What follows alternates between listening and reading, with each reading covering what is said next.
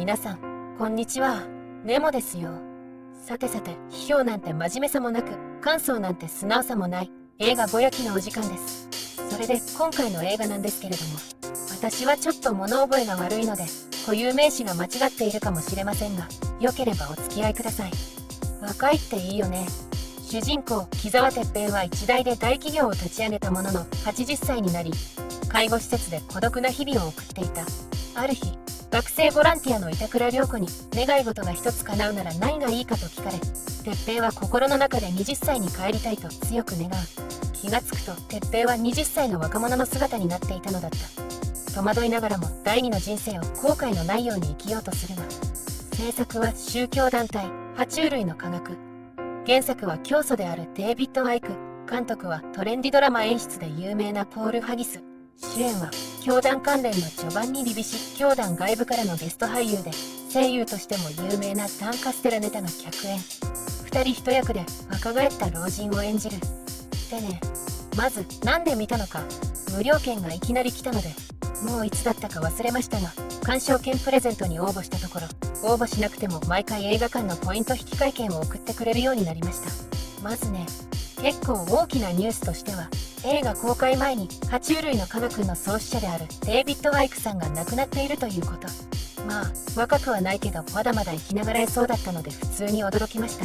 それで映画のストーリーは老人が若者に変身しましたって内容。老いに対して何か考えることでもあったのかな。でね、出来の方はどうなんだと。いつもの教団映画だったらスプリングフィールド国際映画祭金賞受賞みたいな聞いたことない映画祭で高く評価されてる傑作揃いなんだけども、今回それがないのでクオリティが下がったのか、袖の下を節約し始めたのか、そんな感じでいろいろ教団映画も変わっていきそうですが、さて、若いっていいよねの見ての感想をというか結論を先に言うと、いやもう過去最低につまらないポンコツ映画なのは前提なのですが、それがただのつまらない範囲に収まってしまっている。以前の作品だったら爬虫類の科学の教えが無理やりねじ込まれたいびつなメッセージが入っていて、倫理観の全てが絶対神ジヌーの言う通りだと狭すぎる価値観で笑いを持っていくんですが、今回はなんか願いを叶えてくれる存在がちょっと教えめいたことを言うくらいであまり弾けていない。また映画の低クオリティも追求不足。私の中での教団映画黄金期は教団の跡取り息子が映画に出ていた頃、息子のデビッド・ミスキャベッジが学芸会もひれ伏す演技力を発揮されていた時は全場面で笑みがこぼれたものです。でもお家騒動で息子が離脱してからはその名演が見られなくなってしまった。今回の主演は教団関連の芸能事務所所属の俳優ジョバンニ・リビシ。演技力の方は普通。是枝スケールで測るともちろん下の方だけども、山崎スケールで測ると割と普通。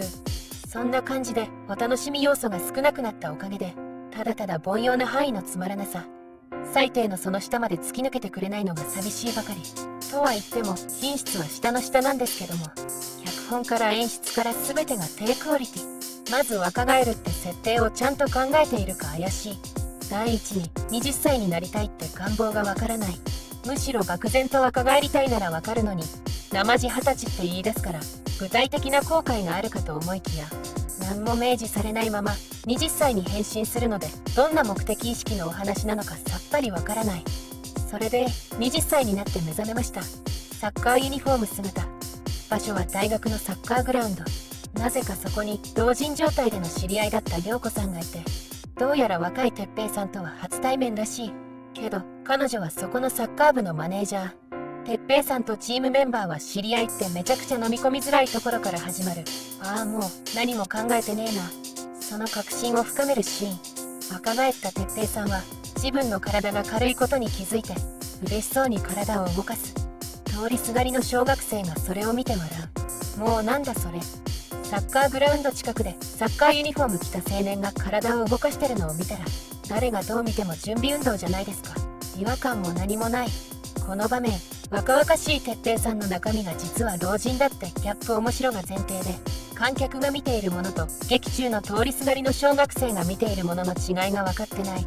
ただこの若返り直後一番の見どころとも言えるかも。これがね、老人を演じるダン・カステラネタが目覚めると20歳のジョバンニ・リビシになってるって、それだけだと普通なんですが、こんなの編集でつなぐだけで大抵の観客は同一人物だって察してくれると思うんです。でも心配だったのか、若いジョバンニ・リビ氏の顔に恐ろしく渋いダンカステラネタの声があふれこされてる。もう喋るだけで笑いを禁じ得ない。これは全編このままで言ってくれたら改作として楽しめますぞとちょっとテンション上がったんですが、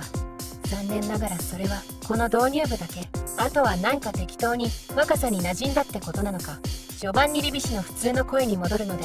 ただの凡庸な打作に戻ってしまう。さて、そんな雑な若返りから始まってもう設定面はよくわからないことばかり。スマホを使ってるからタイムスリップでもないし、涼子さんは序盤に出てきたのと同一人物なのか。若返ってるけど現代なのか。いやでも実家から電話がかかってきたらどうやら自分の親っぽくて感傷的に涙を流す。もうなんだっていいのか。そんな感じで設定がガッタガタなのはもちろんのこと、人物描写とかもガッタガタ。不可解な存在のヒロインと仲良くなって彼女は将来女優になりたいって言うんです。自信が持てないようで、でもダメかなと弱音を吐くと哲平さんが励ます。いや向いているよ、演技を見てないから根拠はないけど。すると涼子さんはだったら稽古があるから見に来てよ。何これ、脚本の下書きか何かか、春巡がそのまま書き込まれたような珍妙な会話だし、見に来てって言うなら普通は舞台を見てって言うだろう。なんで稽古なんだ。そうですね、段取りですね。なんかごちゃごちゃっと稽古を見に来ただけの哲平さんがロミオとジュリエットのセリフを読むことになって、なんて才能なんだ。主役決定。舞台監督曰く言葉に人生経験が現れているからすごいみたいに言われて主役抜擢で、ロミオは若者だろうに何を言ってるんだってね。ここでテーマについても浅いことがわかるというか、もちろん深い想定もしてませんけど、子供用プールかと思ったら湿ったセメントだったくらいの浅さ。これがね、別に前の人生で役者を志したとかない。というかくどいくらいの回想シーンで描かれるのは家族との不和。それなのになんか役者として邁進する話になっていく。仕事に追われて家族をないがしろにして家庭崩壊レベルだったけど、今回の人生では有名役者だ。イエーイ。何この話、お前の人生なんだったんだ。それにヒロイン役が老人状態で出会ってる大学生って、この立ち位置でラブストーリーっぽいことをやられると、若返りが後悔とか死を目前にした人生の生殺とかではなくて、ただただ老人が可愛い学生ボランティアとあわよくばっていう妄想を叶えようとしている浅ましい欲望の話にしか思えない。ラストシーンもね、もうほんとお粗末としか言いようのない自己犠牲風味でこの夢世界を手放しましたってオチになって、現代世界のね老人に戻って映画は終わっていくんですけど、その最後のシーン、老人はヒロインポジションの若い女性の手を握ろうとするんですけど、そこで老人は事切れてしまうんです。これがね、一応は最後に夢は夢だと手を引っ込めるっぽくも解釈できるけれども、そのタイミングで力が抜けてお亡くなりになるので、身を引いたのか力尽きたのかわからない。やっぱり客観的に見て老人がセクハラじみた目線で若い女性の手を握ろうとして力尽きてるように見える。でね、そんな感じで演出面もまあひどいわけです。まず序盤のヒロインが印象的に語りかけるクローズアップで彼女が髪を食ってる。ねえそうだよね。撮り直すのめんどくさいもんね。そして全編に見られる無意味な長回し。ただただカット割りのプランがないだけの長回しで、別に心が動く場面を生々しくとかでなく、だらだらと長い、その退屈さを自認しているのか、カメラがふらふら左右に動く、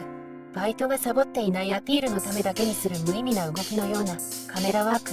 と、まあ再度結論を確認すると、構成要素は最低だけども以前のマントルまで達するほどの深みには達していないのでおすすめはできないですね。というわけで今後教団映画はどうなっていくのか動向を見守りたいと思います。ではまた来世で会いましょう。バイバイ。